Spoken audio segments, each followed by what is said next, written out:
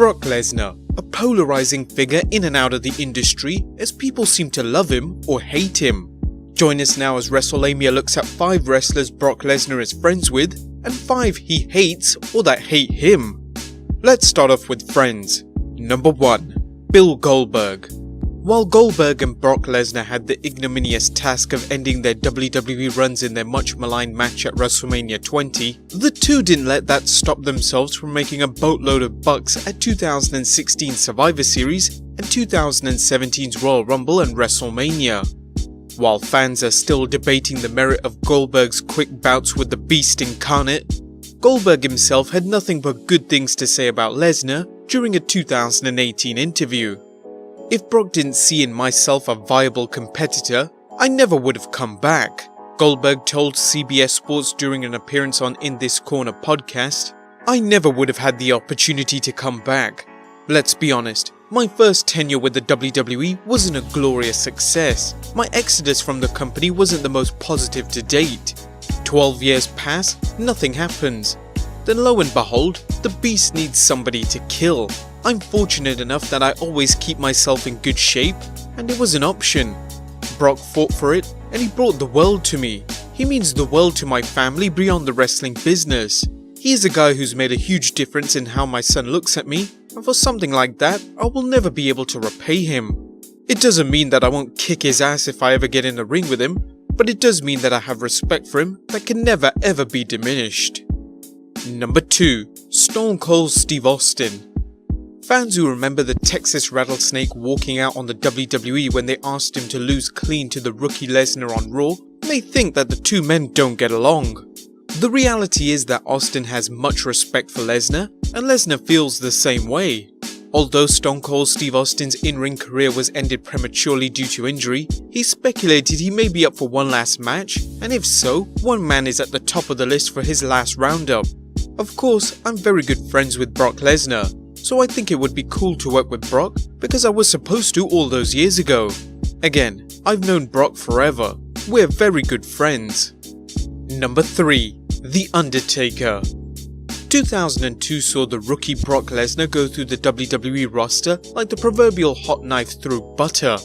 Unlike some pushes, Lesnar destroyed everyone from the bottom up to the main event, defeating legends such as Hulk Hogan and main eventers in their prime such as The Rock and The Undertaker. Recall that The Undertaker faced Lesnar for the WWE Championship in a Hell in a Cell match at 2002's No Mercy, losing cleanly to Lesnar. While Taker put over Lesnar at that match, there was apparently some sort of heat between the two men, something that came up when Taker called out Lesnar during an interview at 2011's UFC show. In 2011, Lesnar speculated on what the beef might be about. These guys were a part of my life years ago, and I think they see me having success outside their universe that they can't do. You know, there isn't one other pro wrestler that can do and make the change like I did. So I think there's some animosity there from the pro wrestling aspect of things. Because I can always go back and be a pro wrestler, they can't come and be an ultimate fighter. So it's one of those things. I don't know.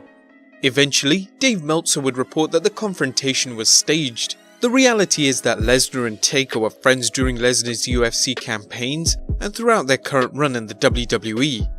Number 4. The Rock.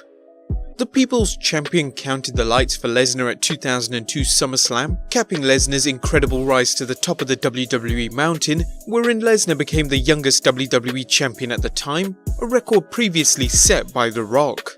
Lesnar values the time The Rock spent mentoring him during his rookie year, and made it a point to mention this in his memoir. The Rock in turn always speaks highly of Lesnar, including Lesnar's time in UFC. I don't know if anybody will ever accomplish what he's accomplished in the heavyweight division in that short amount of time. Had it not been for the unfortunate issue he had to deal with his stomach, who knows what could have happened if he continued to train and continued to hone on in his skills. What he did was epic and historic. The Rock's status as a former WWE main eventer and current Hollywood box office champ led to the speculation that the Great One might face Lesnar at this year's WrestleMania, a rumour which we previously pointed out was not going to be true. Number 5. CM Punk. CM Punk was known for criticising part-time wrestlers who hogged time away from the full-time WWE superstars.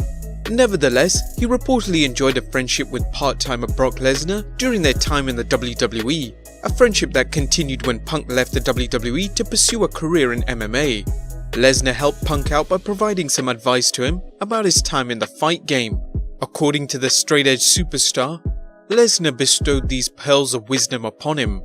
I asked him what the hardest thing for him to do was, because obviously he's a freak athlete, but something had to be difficult, and I find it's the exact same thing I'm having difficulty with, which is learning to let go. Striking or sparring is completely different. Somebody's trying to punch me in the face, and I'm trying to punch someone in the face, but often I'll find I'm too light on guys if I'm working on his ground game. My hips aren't heavy enough. It's like the old pro wrestling kicking in, and he had the same problem. While a snark might say Lesnar wasn't much of a friend by letting Punk continue to fight in MMA, the reality is that Lesnar shared his experience, letting Punk test the waters just as he had done so, albeit much more successfully.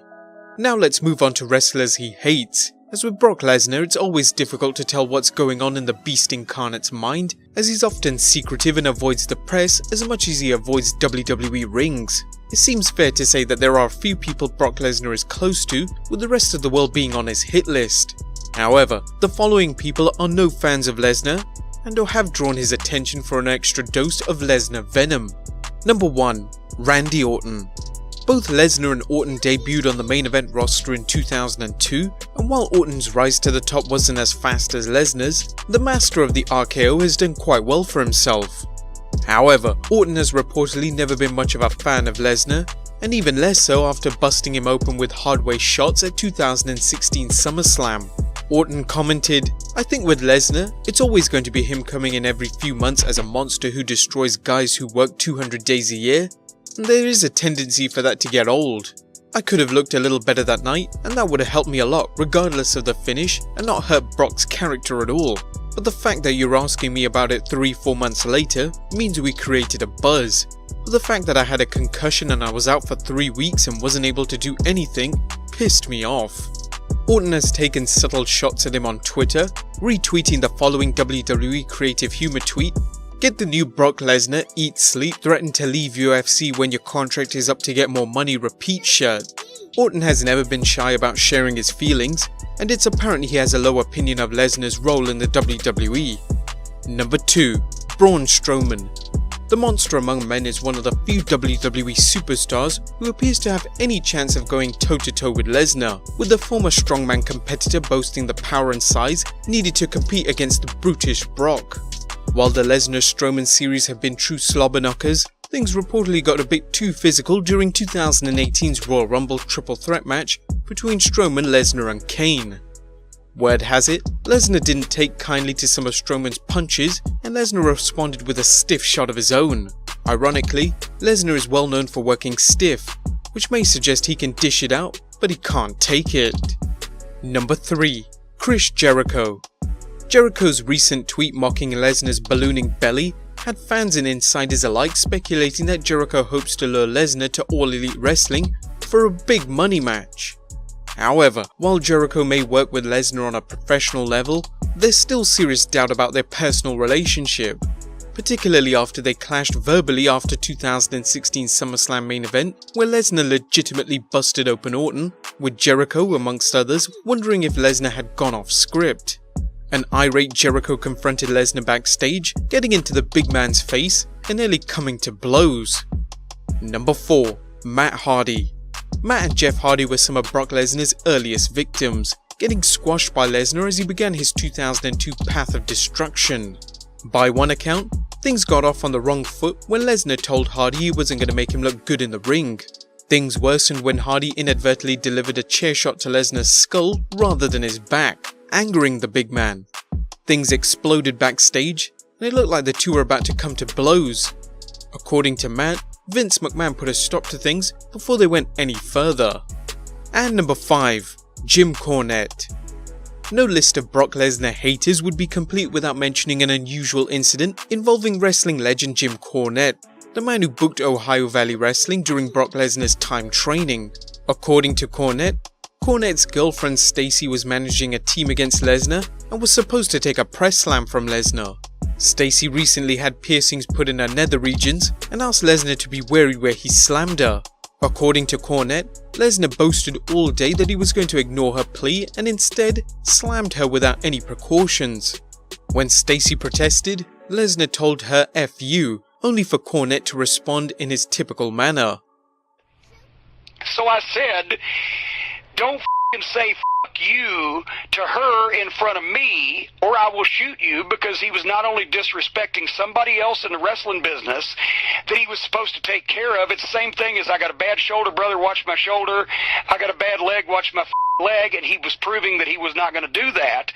I said also, if you're going to rib somebody and tell them all day you're going to do something, you better make goddamn sure you don't do it, because why would they believe that you didn't mean to do it when you've been telling them all day they were going to do it? Right? So, I said, and thirdly, don't disrespect me by telling my girlfriend in front of me at the time, now my wife, you, because then you brought me into it, and this is not business, this is personal. I will not fight you, I will shoot you. And the sooner you learn these things, the better off you're going to be in the wrestling business, because nobody's going to fight you. But if you piss somebody off bad enough and you're in an outlaw locker room or an independent show or wherever the you may end up, you're very liable to get shot. Considering Cornette slapped legitimate tough guy Santino Marella during Marella's time training for a WWE debut, it's amazing Cornette is still alive. Well guys, there you have it. 5 wrestlers Brock is friends with, and 5 he hates.